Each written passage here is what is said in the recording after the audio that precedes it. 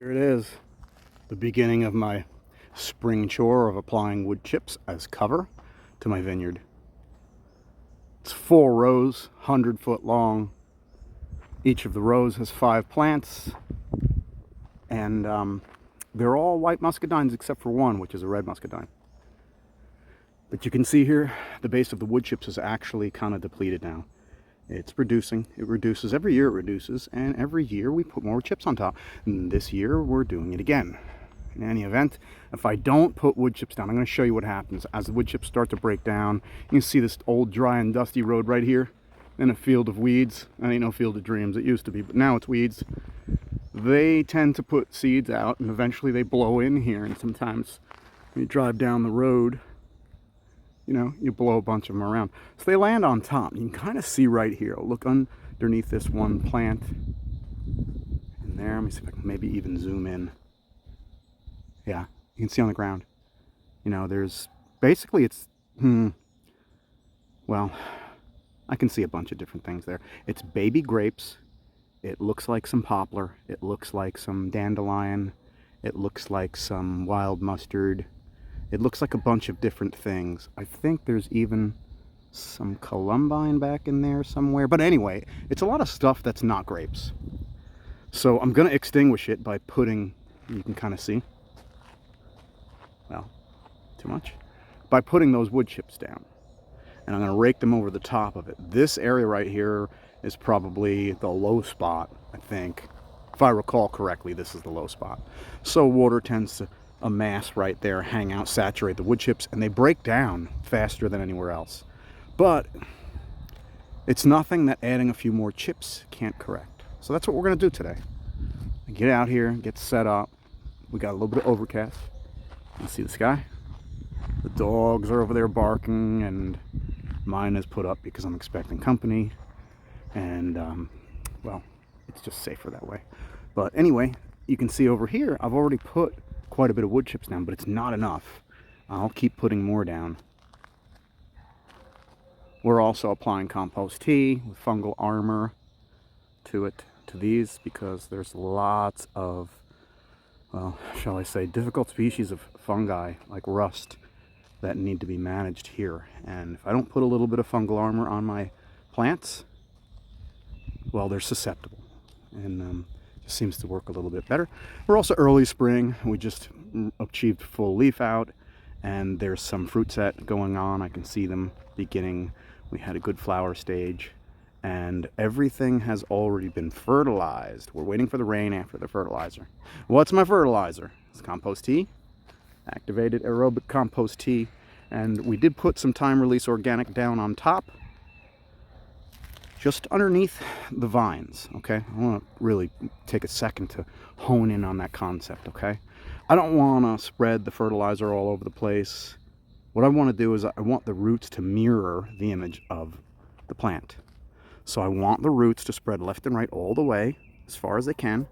And pretty much they just terminate at the posts right there, because that's where I stop feeding, just shy of the posts. And that allows them to follow that same path, which is fairly linear. You know, it's just a straight line all the way down, 100 feet long.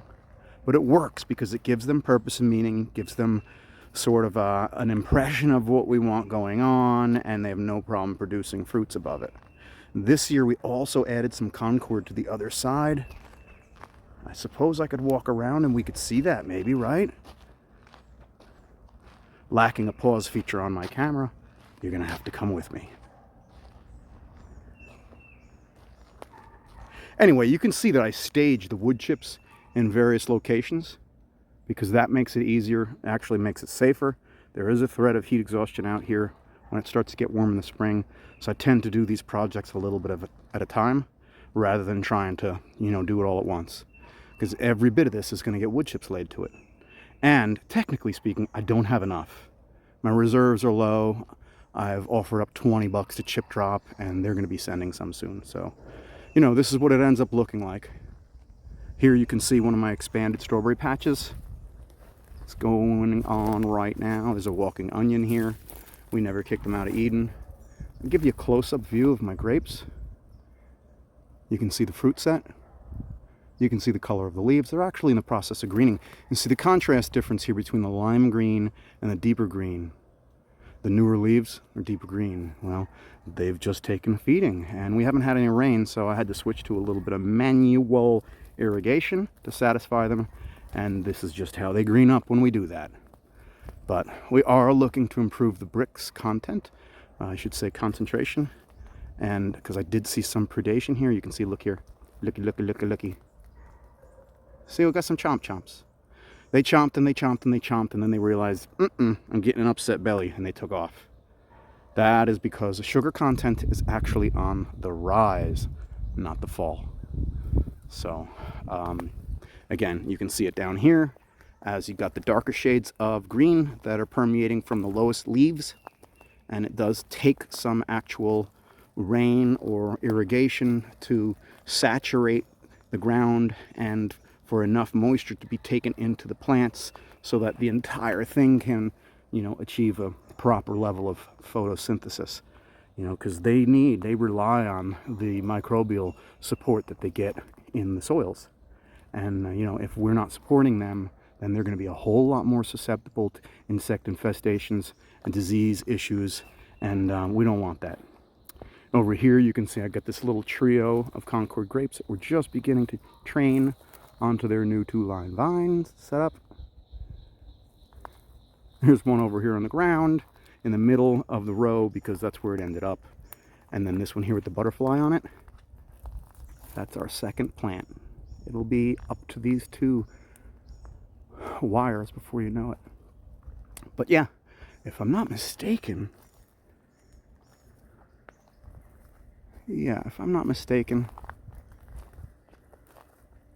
it's this plant right here, I believe, is red. It's different from all of them. It went in later because the plant that we had in place froze out. So it's behind. It's actually looking like it's got some issues with rust. We will manage it organically, holistically, and it'll be fine. It always is. But other than that, what can I say? They did get their winter pruning. As you can see, they look a whole lot more organized now than probably the last time I shot some video of them. And they are, in fact, completing the final stages of achieving full-length cordones. This happens to be one of 2, I believe, that isn't quite complete yet.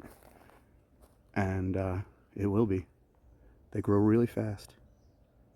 So, yeah, anyway, I got chores to do. I just figured I'd give y'all an update, and who knew it would last this long. But y'all know what I'm up to. I'm laying some wood chips. We're busy at the farm trying to bring it all back together again. But thank you for, enjoying the journey with me, and God bless.